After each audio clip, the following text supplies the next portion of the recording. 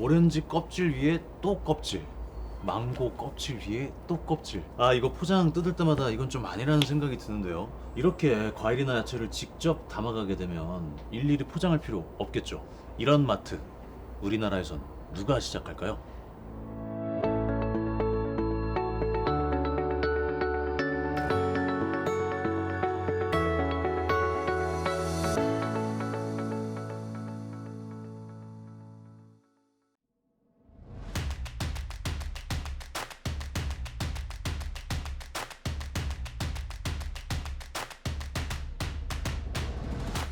안녕하세요. 안녕하세요. 네, 그린피스에서 플라스틱 캠페인 담당하고 있는 김희서라고 네, 합니다. 반갑습니다. 반갑습니다. 저는 TBWA라는 광고회사의 크리에이티브 대표를 맡고 있는 박웅현이라고 합니다.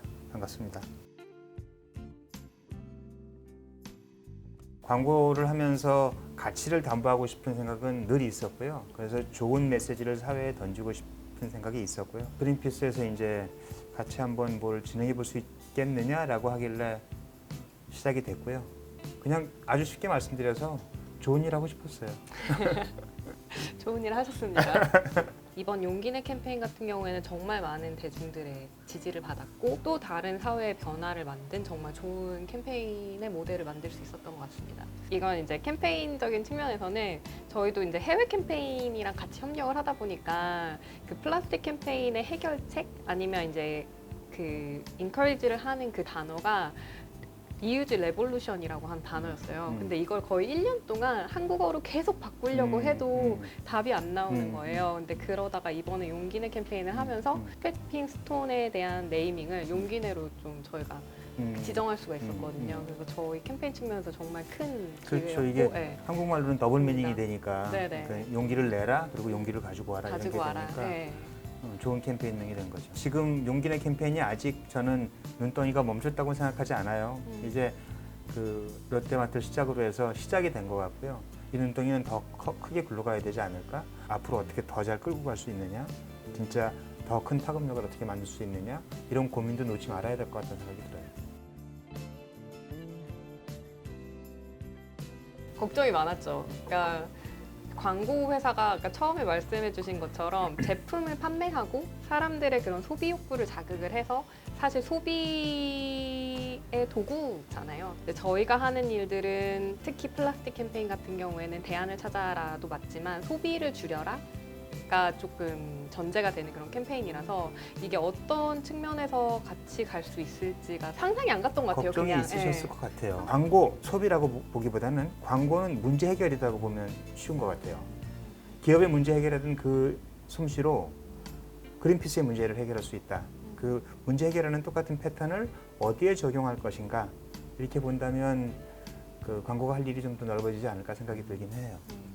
몇 년 전부터 포춘지에서 The Most Admired Company라는 순위를 발표를 해요. 이게 참 재밌는 그 지표거든요.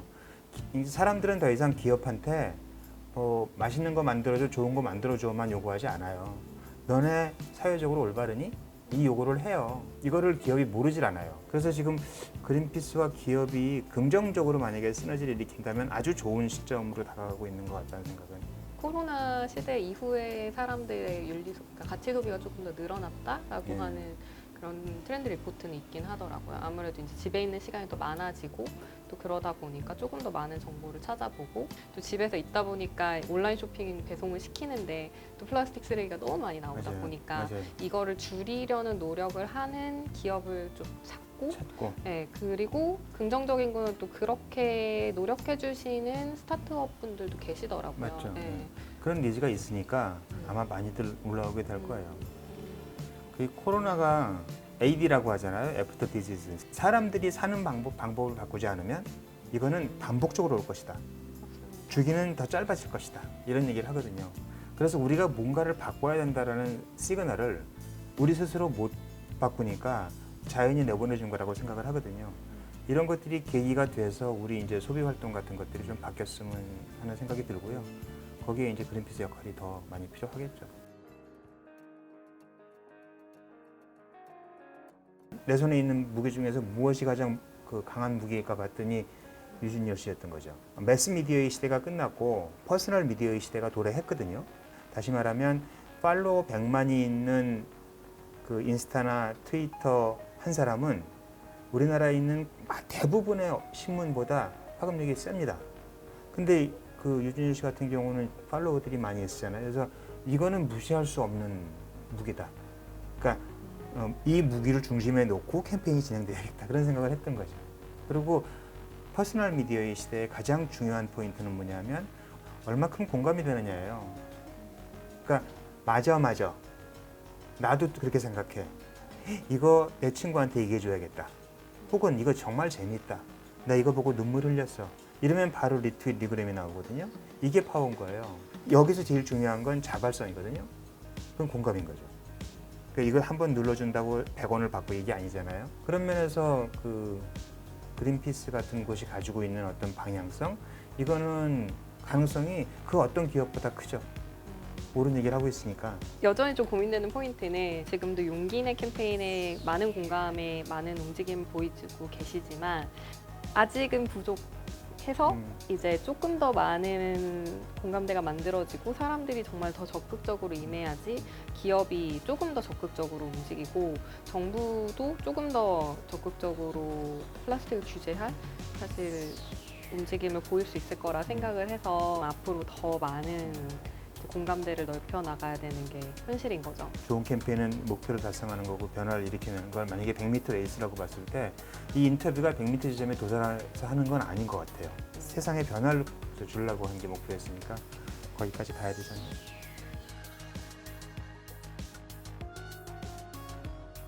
조금 더 아이디어를 모아서 파급력을 좀 더 키워나가는 그 시작점이 됐으면 좋겠다 그런 생각이 듭니다.